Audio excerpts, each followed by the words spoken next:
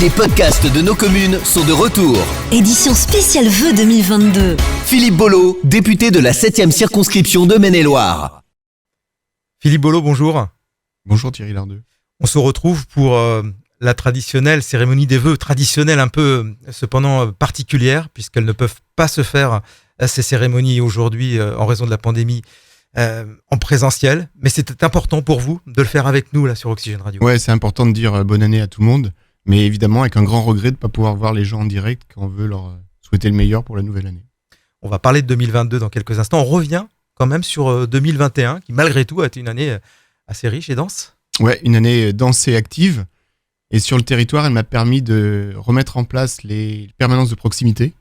Donc c'est des rendez-vous, un vendredi par mois, où je suis présent sur 8 communes de la circonscription pour rencontrer et écouter les personnes qui veulent me faire partager des sujets qui les concernent. Des individuels, mais aussi des entreprises.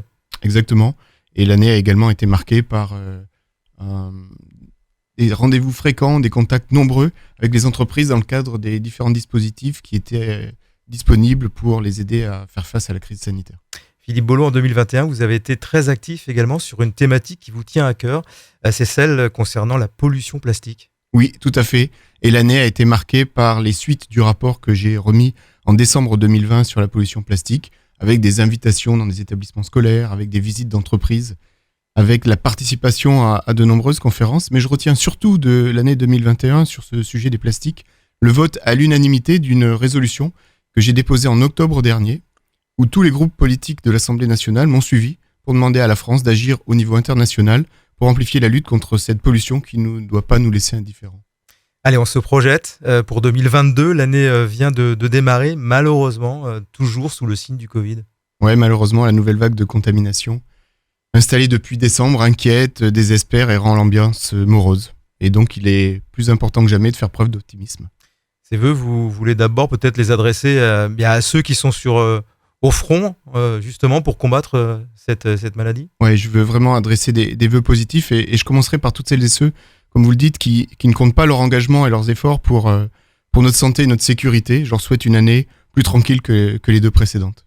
On parlait du monde économique, il est important aussi d'être à ses côtés ?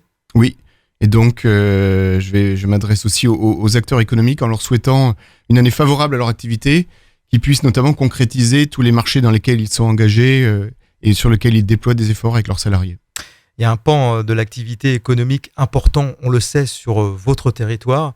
Il s'agit des agriculteurs, faut pas les oublier non plus. Nous n'oublions pas les agriculteurs, car on sait que c'est eux qui nous nourrissent 3 fois par jour, au prix d'un travail sans relâche, 7 jours sur 7. Et le vœu que je formulerai pour eux, c'est que la loi Egalim 2, que nous avons votée au mois d'octobre, eh bien, améliore leurs revenus comme c'est prévu qu'elle le fasse.